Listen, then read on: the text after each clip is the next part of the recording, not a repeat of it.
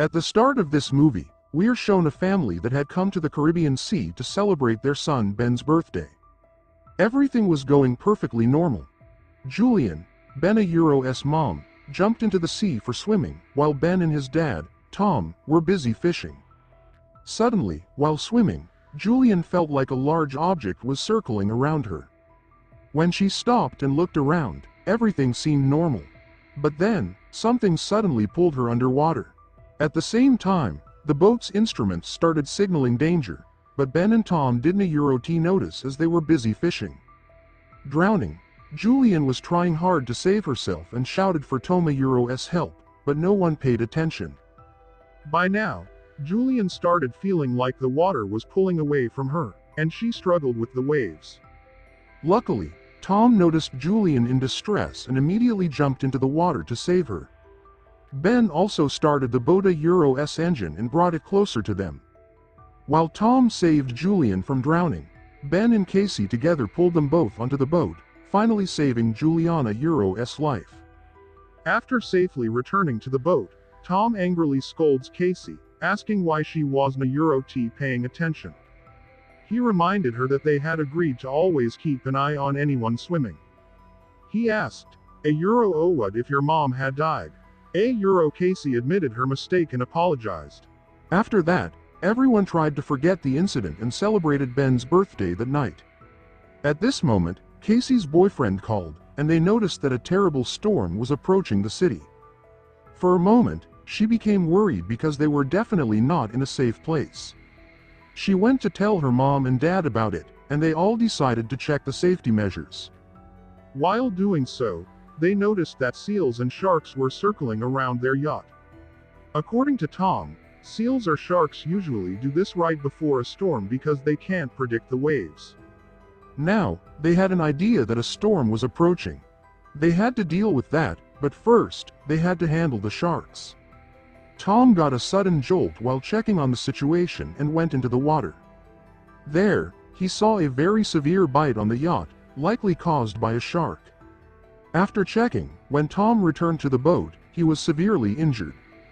Julian stitched up his wounds, and Tom informed everyone that due to the shark's bite, they couldn't move forward. The safest option was to call for help, but the signals were down. Even the boat's radio couldn't pick up any signal. In this challenging situation, Tom started checking their food and water supplies. They only had enough drinking water for 4 days and nothing else. However, Tom was somewhat relieved because they were on a shipping route, where ships often passed by, so someone would eventually notice them. While they were discussing these things, they suddenly heard a loud noise from outside. When they went out, they saw a meteorite was about to crash into the sea and was heading toward their ship. To avoid it, Tom quickly started the boat's engine, even though he knew it would destroy the ship. And that's exactly what happened at the engine was destroyed. From afar, another meteorite started heading toward them. There was nothing else they could do to save themselves, so everyone quickly went to the lower part of the boat and put on life jackets. After that, they heard a loud sound and passed out. When they regained consciousness, they were all alive. They were definitely injured, but the surprising thing was that, despite the large hole in their boat, there was no water inside. When Tom and Ben went outside, they saw that their boat had landed in a rocky desert area. The whole place had changed. Where there used to be water, there were now just dry, cracked earth and rocks. Tom quickly took out his compass and checked the direction. That when he realized that something was wrong with the land. The Earth's poles had shifted the North Pole was now at the South Pole, and the South Pole had moved to the north.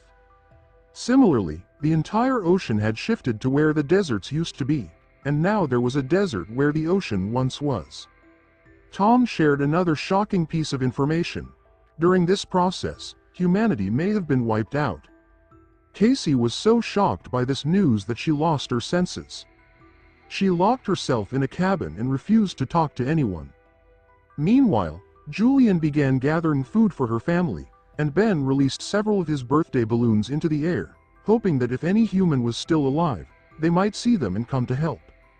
Tom, on the other hand, was trying to contact someone using the radio. He didn't expect any response, but surprisingly, he got one. The response came from a captain who was in a small submarine. He was aware of the Oceania Euro-S shifting, as he had also survived this disaster by being in a submarine, just like Toma Euro-S family. The captain now tells Tom that the Earth's poles, which have shifted, will return to their original positions in about a week. When that happens, the ocean will return to its place, and its waves will be extremely dangerous. The captain advises Tom to find a high place to go to, as the chances of survival will be higher there. Hearing this, Julian immediately tells her children to start packing. Tom, on the other hand, requests the captain if he can take their children in his submarine, as it would be safer for them there. The captain explains that although he wants to help, he can't because his submarine is very small. It only has space for one person, which is already occupied. Tom pleads with the captain to somehow make room for both children, promising that he will do whatever the captain asks in return. The captain agrees. Tom then calculates the submarine's location and tells Julian that they will reach there within 2 days a euro, before the ocean's dangerous waves return. This means their children will be safely delivered to the submarine, saving their lives. The next morning, the entire family was ready to embark on their journey when Tom noticed a strange man walking with his dog from afar. Tom saw that the man was injured, so he offered to help and gave him water to drink. But instead of thanking him, the man attacked Tom. Julian, who was watching from a distance, saw everything. The man stabbed Tom with a knife, killing him. She couldn't Euro-T save her husband, but determined to protect her children, she quickly went inside the boat, warned them of the danger, and hid both of them in the cabin. She handed Casey a flare gun and told her to use it only if it was absolutely necessary. They were just talking when the killer reached the door of their room inside the yard. To escape, Julian went into a washroom and started stitching up her wounds. Meanwhile, the killer began searching the yard, and as soon as he found something to eat, he quickly devoured it, clearly starving for days. After eating, the killer went after Julian to kill her, but when he reached the place where the sound had come from, he saw that the cabin was empty. In fact, Julian had escaped through a hole in the boat. But unfortunately for her, the killer Euro-S dog saw her and started barking. To silence it, Julian killed the dog and hid beneath the boat. Although the killer couldn't find her at first, when he saw his dog dead from afar, he realized Julian was outside the boat. As soon as the killer stepped off the boat to catch her, Julian sneaked back into the boat through another broken window, but her bad luck continued as she was soon caught by the killer. The killer grabbed her by the hair and tortured her, trying to choke her. Julian, fighting to save herself, started struggling with him. Cassie, who was watching everything from the cabin, thought this was the right moment to use the flare gun. She fired the flare gun, which didn't Euro-T harm the man much, but it set the yacht in motion. To save herself, Julian quickly grabbed her 2 children and escaped from the yacht. While trying to escape, the killer attacked Julian again, but this time she kicked him away with her leg and freed herself. As soon as they got outside, Cassie and Ben started crying when they saw their Dada Euro-S dead body. They hadn't Euro-T anticipated everything that had happened to them. Ben wrote that it was all his fault. If he hadn't left the colorful balloon, this man wouldn't Euro-T have come after them. Now, Julian was crying beside her husband when she noticed the killer coming out of the yard. Staying there would have been foolish, so she ran away with her children. They ran for a long time and were exhausted when they finally stopped behind a hill to rest, thinking the killer had stopped chasing them. Ben was still crying, and Cassie, trying to comfort him, offered him some water, but Ben refused to drink. As they were talking, Julian noticed that the killer was still chasing them. The 3 of them quickly started running again to escape from the killer. They were exhausted from running, but every time they looked back, the killer was still behind them. They didn't Euro-T stop, trying to get away, and eventually reached a place where there was poisonous water. Anything could have happened there, but Julian ordered her children to move forward. After they got past the water, Ben's Euro-S condition worsened, and Julian realized he was dehydrated. They had only a few drops of water left, which she gave to Ben, but it wasn't a Euro tea enough.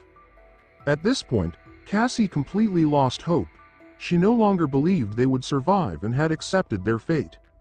She urged everyone to give up as well, but Julian told her to do exactly what she said, assuring her that they would move forward and that she knew she could save them.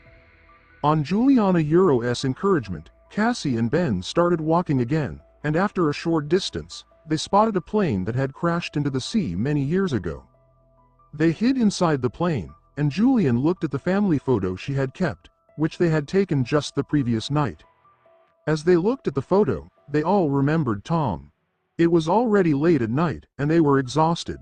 Cassie and Ben fell asleep, but Julian, restless, got up and went outside the plane. There, she saw that even in the dark of the night, the killer hadn't a Euro tea given up chasing them. The killer saw her as well. Julian pretended to be asleep, and as soon as the killer got close to her, she quickly sprang up and attacked him, stabbing him to death. Finally, the threat was over. Julian was able to sleep peacefully after that. When they woke up in the morning, they saw the killer Euro's body in a terrible state, making them realize that even the vast ocean they were surrounded by was very dangerous. Anyway, they had to reach the location where the captain was. While Julian was checking the map to figure out the way forward, Ben got extremely thirsty. He went to a nearby pond and started drinking water, despite Julian warning him not to because the pond was poisonous. But Ben was so thirsty that he didn't listen. Julian had to pull him out by grabbing his head. As a result of drinking the water, Ben fell ill. Julian and Cassie built a shelter for him, and just as they started to rest for a while, Julian suddenly heard strange noises. When she went outside to see, she saw a large number of crabs approaching them. They began to run to escape from the crabs and eventually spotted a large ship. It was a cargo ship filled with many containers, and some people had taken refuge inside those containers. As soon as the people saw Julian, Cassie, and Ben, they quickly locked themselves inside one of the containers. Julian desperately pleaded for them to open the door and help, but they refused. A massive swarm of crabs was now after them. To escape, Ben and Cassie climbed on top of a container, and Julian began climbing too, but by that time, a crab had already bitten her. She managed to remove the crab and climb up, tying her injured foot with her scarf, but then she fainted. Ben and Cassie saw that the crabs had entered the container, attacking the people inside. Even though the people with weapons tried to kill the crabs, no matter how many they killed, more kept coming. By the time morning arrived, Julian regained consciousness and realized her children were nowhere to be seen. She became terrified, fearing for their safety in such a dangerous place where anyone could die. She started crying out of fear of losing them, but then, in the distance, she saw Cassie and Ben returning. They had gone in search of food and weapons and were now coming back. The crabs had also moved on from the area by then. Seeing them safe, Julian breathed a sigh of relief. Julian now starts tending to the wounds from the crab bites, while Ben examines the weapons he had collected. Julian uses her radio to contact the captain, who tells her that he has also been attacked by sea creatures and is severely injured, so he can no longer help them. He also informs Julian that the ocean is about to return to its normal state soon, which is why all the creatures have come back. Now, they didn't even know in which direction to go to reach the submarine because their map had gotten mixed up during the chaos. So, the captain fires a flare, and Ben sees the direction they need to head toward. They quickly start moving toward the submarine. In the distance, they spot a small yellow submarine, but it seems impossible to reach it because they would have to cross over toxic waste, which could make them sick. At this point, Cassie starts feeling that Julian's words about saving them are nonsense. They argue, and Julian scolds Cassie, telling her to keep moving forward. As they continue, their luck runs out once again, and a landslide begins between the mountains. A large boulder falls ahead of Julian, who was at the back, trapping her there. Cassie doesn't want to go on without her, but Julian makes her promise to save her brother no matter what. Cassie, holding her brother, moves forward, and when they finally reach the submarine, there is no one there. They desperately bang on the submarine door, but then the captain appears from behind, severely wounded. The captain tells them that he has no chance of survival and that the submarine can only hold 3 people. Hearing this, Cassie turns back, remembering her mom who was stuck. At that moment, Julian was fighting off crabs with her gun, and she had almost run out of bullets. Before another crab could attack her, Cassie reached her and extended her hand. With Cassie's help, Julian finally managed to free herself, and the two of them ran back to the submarine. Without wasting any more time, they got inside the submarine. Just as they were buckling themselves in, they saw a massive wave coming toward them. The wave hit the submarine, and they all passed out. When Julian regained consciousness, she was shocked to find that their submarine was no longer in the water. The giant wave had dragged their submarine to a submerged city, which appeared to be completely abandoned. It was clear that no one else was alive in that city, and with this, the story came to an end. I hope you have liked this movie recap.